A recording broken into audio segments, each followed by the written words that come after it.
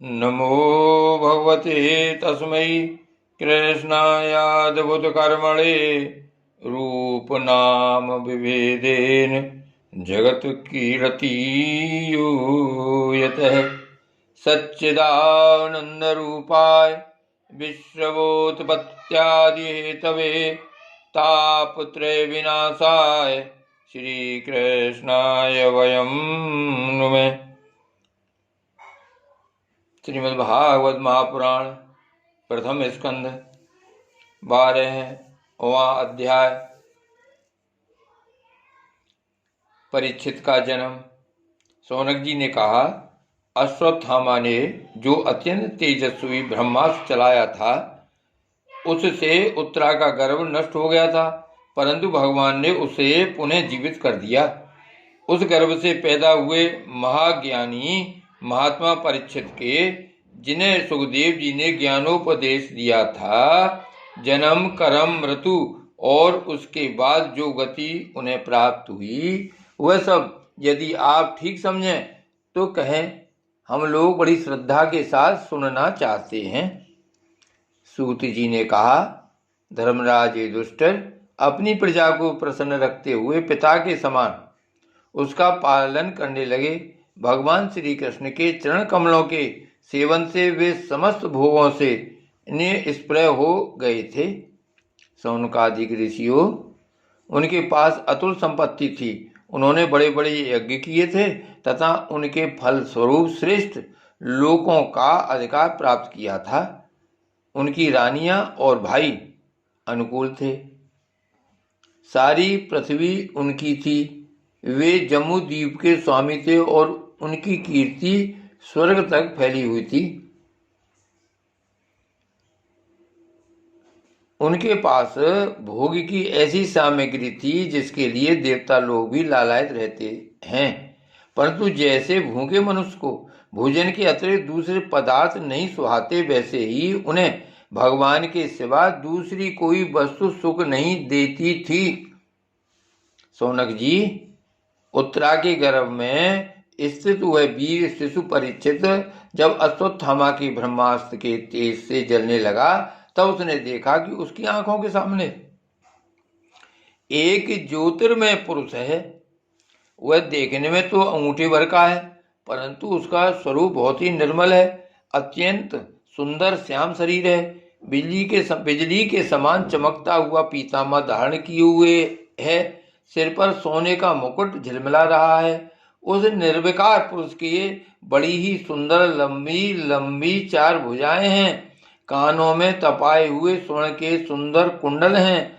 आंखों में लालिमा है। हाथ में लूके के समान जलती हुई गदा लेकर उसे बार बार घुमाता जा रहा है और स्वयं शिशु के चारों ओर घूम रहा है।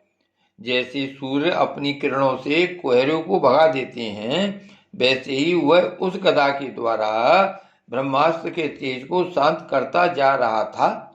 उस पुरुष को अपने समीप देखकर वह गर्भस्थ शिशु सोचने लगा कि यह कौन है। इस प्रकार उस 10 मास के गर्भस्थ शिशु के सामने ही धर्मरक्षक अप्रमेय भगवान श्री कृष्ण ब्रह्मास्त्र के तेज को शांत करके वहीं अंतर्ध्यान हो गए। तदंतर अनुकूल ग्रहों के उदय से युक्त समस्त सद्गुणों को विकसित करने वाले शुभ समय में पांडु के वंशधर परीक्षित का जन्म हुआ। जन्म के समय ही वह बालक इतना तेजस्वी दीख पड़ता था मानो स्वयं पांडु ने ही फिर से जन्म लिया हो। पौत्र के जन्म की बात सुनकर राजा युधिष्ठिर मन में बहुत प्रसन्न हुए।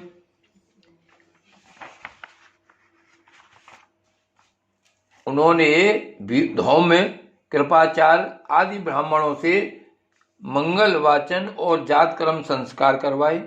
महाराज युधिष्ठिर दान के योग समय को जानते थे। उन्होंने प्रजातीर्थ नामक काल में अर्थात नाल काटने के पहले ही ब्राह्मणों को सुवर्ण, गौएं, पृथ्वी, गांव, उत्तम जाति के हाथी घोड़े और उत्तम अन्न का दान किया। ब्राह्मणों ने संतुष्ट होकर अत्यंत विनयी युधिष्ठिर से कहा, पूर्ववंश शिरोमणे, काल की दुर्निवार गति से यह पवित्र पूर्ववंश मिटना ही चाहता था, परंतु तुम लोगों पर कृपा करने के लिए भगवान विष्णु ने यह बालक देकर आपकी रक्षा कर दी, इसीलिए इसका नाम विष्णु रात होगा। निसंदेह यह बालक संसार में बड़ा यशस्वी, भगवान का परम भक्त और महापुरुष होगा। युधिष्ठिर ने कहा, महात्माओं, यह बालक क्या अपने उज्जवल यश से हमारे वंश के पवित्र कीर्ति महात्मा राज ऋषियों का अनुसरण करेगा? ब्राह्मणों ने कहा, धर्मराज, यह मनुपुत्र इक्ष्वाकु के समान अपनी प्रजा का पालन करेगा तथा दशरथ नंदन भगवान श्री राम के समान ब्राह्मण भक्त और सत्य प्रतिज्ञ होगा। यह उसी नर नरेश शिव के समान दाता और शरणागत वत्सल होगा तथा याज्ञिकों में दुष्यंत के पुत्र भरत के समान अपने वंश का यश फैलाएगा। धनुर्धरों में यह सहस्त्रबाहु अर्जुन और अपने दादा पार्थ के समान अग्रगण होगा। यह अग्नि के समय दुर्धर्ष और समुद्र के समान दुस्तर होगा।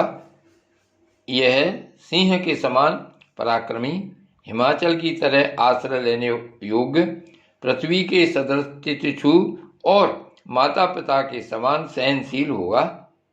इसमें पितामह ब्रह्मा के समान समता रहेगी। भगवान शंकर की तरह यह कृपालु होगा और संपूर्ण प्राणियों को आश्रय देने में यह लक्ष्मीपति भगवान विष्णु के समान होगा। यह समस्त सद्गुणों की महिमा धारण करने में श्री कृष्ण का अनुयायी होगा। रंति देव के समान उदार होगा और ययाति के समान धार्मिक होगा। धैर्य में बलि के समान और भगवान श्री कृष्ण के प्रति दृढ़ निष्ठा में यह प्रहलाद के समान होगा। यह बहुत से अश्वमेध यज्ञों का करने वाला और वृद्धों का सेवक होगा। इसके पुत्र राज ऋषि होंगे। मर्यादा का उल्लंघन करने वालों को यह दंड देगा। यह पृथ्वी माता और धर्म की रक्षा के लिए कलयुग का भी दमन करेगा। ब्राह्मण कुमार के हिसाब से तक्षक के द्वारा अपनी मृत्यु सुनकर यह सबकी आसक्ति छोड़ देगा और भगवान के चरणों की शरण लेगा। राजन, व्यास नंदन सुखदेव जी से यह आत्मा की यथार्थ स्वरूप का ज्ञान प्राप्त करेगा और अंत में गंगा तट पर अपने शरीर को त्याग कर निश्चय ही अभय पद प्राप्त करेगा। ज्योतिष शास्त्र के विशेषज्ञ ब्राह्मण राजा युधिष्ठिर को इस प्रकार बालक के जन्म लगन का फल बतलाकर और भेंट पूजा लेकर अपने अपने घर चले गए। वही यह बालक संसार में परीक्षित के नाम से प्रसिद्ध हुआ, क्योंकि वह समर्थ बालक गर्भ में जिस पुरुष का दर्शन पा चुका था उसका स्मरण करता हुआ लोगों में उसी की परीक्षा करता रहता था कि देखें इनमें से कौन सा वह है। जैसे शुक्ल पक्ष में दिन प्रतिदिन चंद्रमा अपनी कलाओं से पूर्ण होता हुआ बढ़ता है, वैसे ही वह राजकुमार भी अपने गुरुजनों के लालन पालन से क्रमशः अनुदिन बढ़ता हुआ शीघ्र ही सयाना हो गया। इसी समय स्वजनों के वध का प्रायश्चित करने के लिए राजा युधिष्ठिर ने अश्वमेध यज्ञ के द्वारा भगवान की आराधना करने का विचार किया, परंतु प्रजा से वसूल किए हुए कर और दंड जुर्माने की रकम के अतिरिक्त और धन न होने के कारण वे बड़ी चिंता में पड़ गए। उनका अभिप्राय समझकर भगवान श्री कृष्ण की प्रेरणा से उनके भाई उत्तर दिशा में राजा मरुत और ब्राह्मणों द्वारा छोड़ा हुआ बहुत सा धन लिए आए। उससे यज्ञ की सामग्री एकत्रित करके धर्मभीरु महाराज युधिष्ठिर ने 3 अश्वमेध यज्ञों के द्वारा भगवान की पूजा की। युधिष्ठिर के निमंत्रण से पधारे हुए भगवान ब्राह्मणों द्वारा उनका यज्ञ संपन्न कराकर अपने सुहृदय पांडवों की प्रसन्नता के लिए कई महीनों तक वहीं रहे।